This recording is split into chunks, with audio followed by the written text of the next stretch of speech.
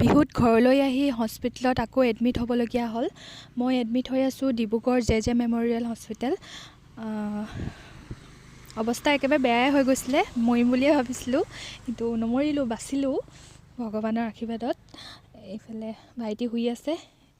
এতিয়া বহুতখিনি ভাল পালোঁ, ভিডিঅ' বনাব পৰা হৈ গ'লোঁ। চ' ভিডিঅ' এটা কৰি থওঁ বুলি ভাবিলোঁ। টিভি লাগি আছে। এয়া হৈছে ডিব্ৰুগড় জে মেম'ৰিয়েলৰ ৰুম, কেবিন। ইফালে মোৰ দৰৱ আছে, ইফালে এখন গ্লাছ আছে, ধুনীয়াকৈ মুখ চুখ চাব পাৰি। আৰু এইফালে আছে বাথৰুমটো ভাল, চাফা। আৰু এইফালে খিৰিকী এখন আছে, আৰু এইফালে আছে বেলকনি এটা আছে।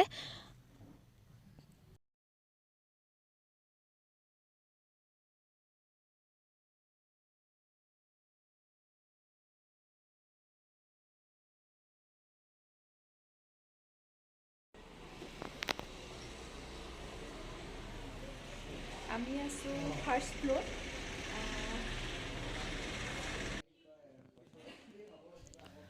ভাইটি শুই আছে, মোৰ ৰখীয়া ভাইটি আৰু মোৰ হাজবেণ্ড, তেওঁলোক দুটাই আছে।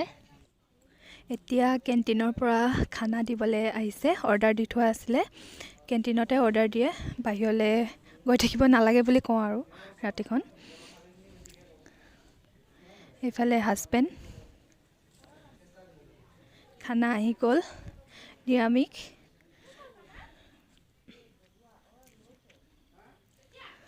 অকণমান দেখাই দিছোঁ কি দিছে আজি। এয়া